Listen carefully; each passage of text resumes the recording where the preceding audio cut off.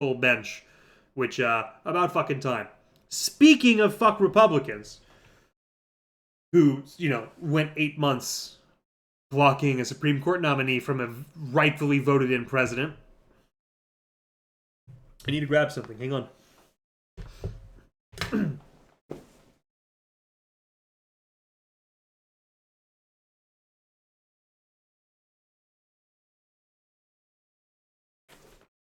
I got paper.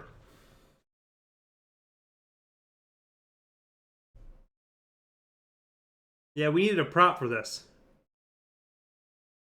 So, you guys know, I've talked about it many times on this show. My identity crisis that I've had politically. I put a poll out on Twitter. In fact, let me pull up the results here real quick. I put a poll up on Twitter recently, and basically my question was,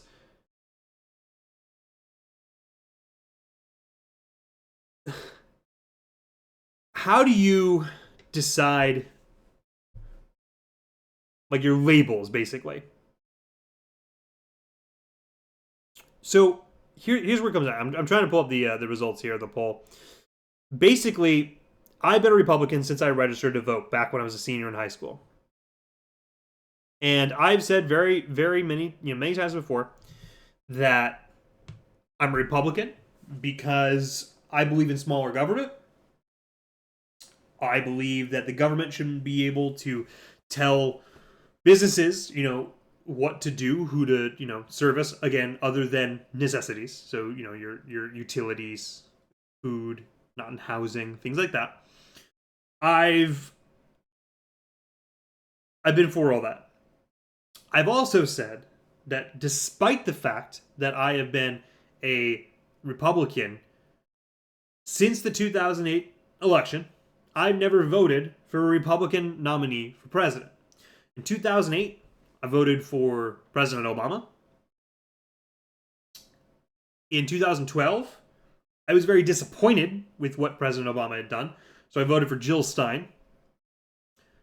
And in 2016, I hated Clinton and Trump, and I voted for the Libertarian Party candidate, Gary Johnson. A month or so ago, maybe a couple weeks now, actually, we're going to back up first. I've been called by many people that I discuss politics with in personal life and in stream a rhino. A rhino means a Republican in name only. Because I do believe that the government should provide universal health care for all citizens. I'm not against the idea that we should have private medicine, private healthcare. I'm not against that. But I do believe we should have that minimum. I believe that, welfare isn't a terrible thing. I believe that families that need help with food, we should help make up for the gross income inequality in this country by helping them with food stamps. I believe that every American should be able to have, livable wages when they are working, where they don't have to work multiple jobs to be able to afford what they need to survive and feed their families. And I believe that in those rough times, there should be a minimum, which is based on the cost of living in their area, that people should have. There should be a safety net.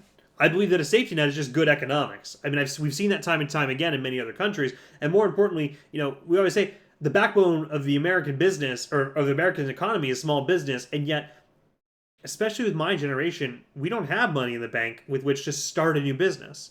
And if we do, we're going to have to add on a huge loan on top of our student loan debt to be able to do it. We add in a social safety net, and then, yeah, we can save up and start doing that. But we know that if we fail, we'll be okay.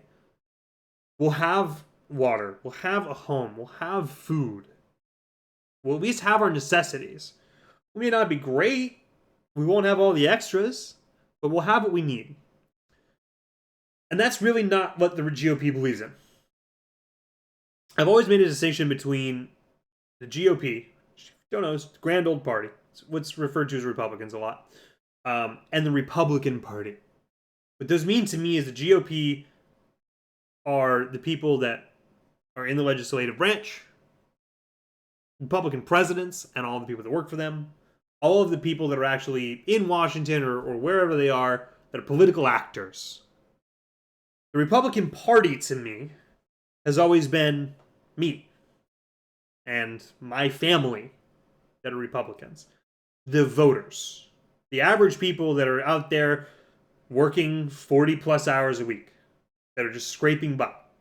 Or the ones that are doing great and they're building businesses, small, medium, or large, up until they start buying candidates.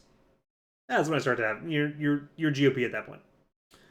A week or so ago, Kyle Kalinske, Schenk something from the Young Turks, I always ruin his name, came out with something called the Justice Democrats. What the Justice Democrats are, it's not a new party.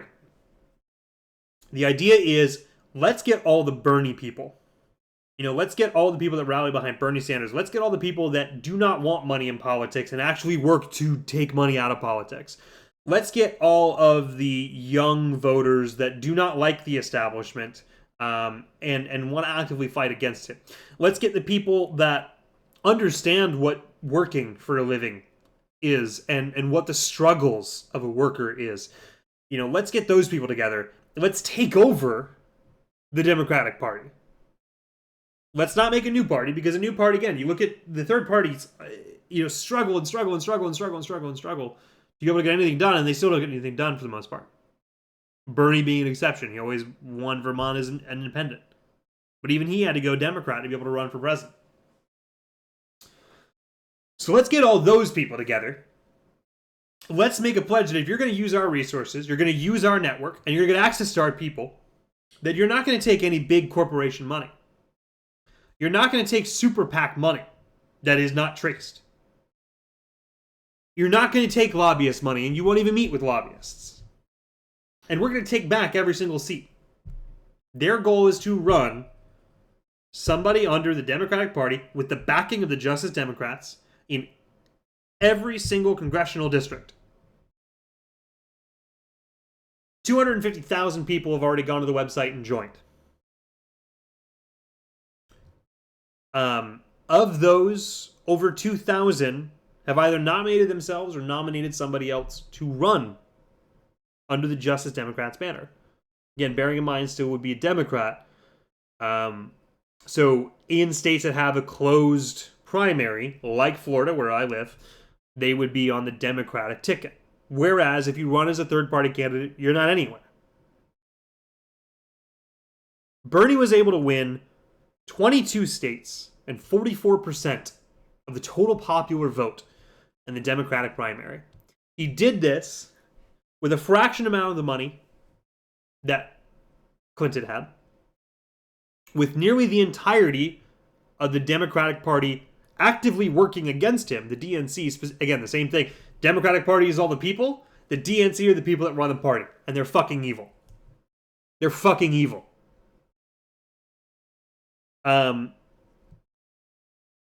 They wanted to use his Jewish heritage against him in certain places. They actively invented the Bernie Bros, a bunch of sexists who just didn't want to vote for Clinton, even though that wasn't really a thing. They used Bernie's Jewish heritage, or really large ambivalence towards religion in general, in hyper-religious Democratic areas to work against him. And despite all of this, despite Donna Brazile, who was the second in command of the DNC and working at CNN at the same time, which is why CNN is a terrible place in general, giving Hillary Clinton at least one of the questions in the debate against Bernie Sanders ahead of time, Bernie didn't get anything. He still performed totally great in all of the debates, which, by the way, were scheduled to make sure that few people watched them as possible. And still managed to take 44% of the vote, 22 states. The Justice Democrat was formed by saying, we don't need you anymore. The internet allows us to rally together, just like Trump did without the Republicans working with him, and win. So we don't need you anymore. I've been a big fan of what the Justice Democrats are doing, and I've already been having this crisis of am I a Republican? What matters here? Is it what the party says that they believe, what they've historically believed, which was small government, taking care of workers, and preventing government overreach. And yet now these same Republicans created the NSA to spy on all of our phones and everything we do. They allow our police to just stingray and get all your phone records because they're trying to get one guy in an area. And there's no saying what you have to do to with that information. The Republican Party hasn't fought for the average American in at least 20 years. And so how can I call myself a Republican if I haven't even voted for a single Republican candidate for president? How can I call myself a Republican if I fucking hate the GOP? I also fucking hate the DNC, but I started today, and I have the paperwork here to prove it. I filled out my form. I don't know if you're even be able to see this, but we're going to try. See if we can get it. Hang on. Yeah, I got another way to show you. I got the paperwork to prove it if you don't believe me, but pull it up this way. I'm changing my party affiliation to Democrat. The reason is this.